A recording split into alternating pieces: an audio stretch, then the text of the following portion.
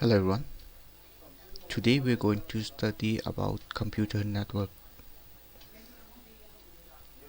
In this chapter we're going to study what is a network, how do we communicate in a network, what are the types of network, and we'll go to various stages where we transfer the data and a lot more. So let's start. When I say about computer network or a network, what comes into your mind? Just think about it. Yes, you may have come across your mobile phone. Now, in your mobile phone, you have a network bar. So, what it does in your mobile phone? If in your mobile phone, if you have a SIM card, you can make a phone call to your friends or family. So, how does it work? It works with the help of network. Likewise, we have many other things through which we can work with our network. Say your online shopping, your hotel reservation, flight reservation, train booking, or withdrawing money from the ATM. How these things happen? It's all because of communication with the network. So, this network plays an important role in our life.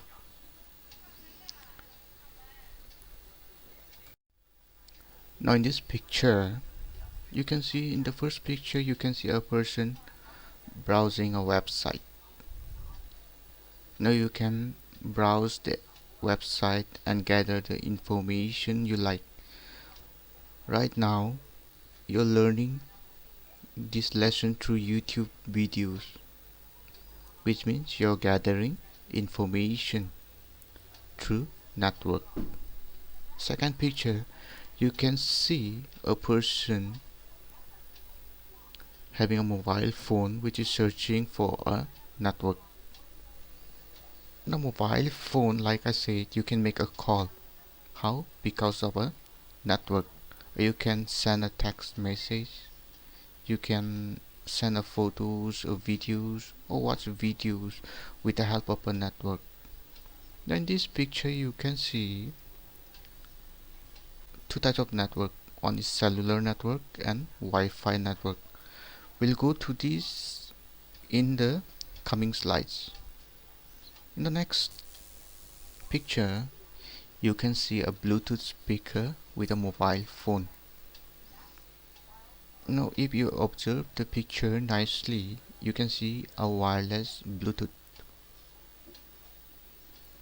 Now with the help of this wireless Bluetooth, you can play music, you can make a phone call, you can use this Bluetooth speaker as the output for your phone calling or for listening to music. So these are all network. Now what is a network? A collection of interconnected computer is called a network. What does it mean? The word interconnected computers. Say for example, you're having a mobile phone. Now, if you want to make a call to your friend should have a mobile phone in order to communicate. So, your mobile phone and your friend's phone are interconnected. That is why you can make a phone call. So, likewise, a collection of interconnected computers. Say you're browsing a website. Your mobile phone is connected to a website. Likewise, many other users will get connected to other servers in order to communicate. So that is why it is called interconnected computers. Now, network can consist of a computer, a printer, a mobile phone, or any electronic device through which we can communicate. So without this physical device, we cannot communicate. Say for example your Bluetooth. Now if you don't have any physical device like your mobile phone or your Bluetooth speaker, what's the use? You cannot do anything. So in order to communicate, you should have a physical device. Now, say for example, you're going to send a picture to your friend. How do you send a picture? There are various ways. Let's take example of WhatsApp. Now with the help of WhatsApp, you can send a photo to your friend in a very easy manner. So this WhatsApp allow us to communicate in a reliable manner. It allow us to transfer the data. So the several devices are connected to each other for reliable communication, transfer of data that constitute a network. Now in this picture you can see three computers, an internet scanner, and a printer, which are interconnected to each other. So this is basically the example of a network. Now in order to print the document, you need to have at least two physical devices. One is your computer and one is your printer. Now with the help of print command, which is available in your computer in a Word document, you can print the desired output that you need. So with the help of network, you can communicate and get the output. Right here you're printing a document, you're getting the desired output. Now in this picture, if you observe carefully, you can see three computers are interconnected to each other, which in turn is connected to a computer, I mean a printer. Now all these things are connected via internet or via cable. So this is the best example of a network. Now the advantages of computer network: number 1, resource sharing; number 2, improve communication; number 3, reduce communication costs; number 4, reliability of data; and number 5, central storage of data. These are the 5 advantages of computer network.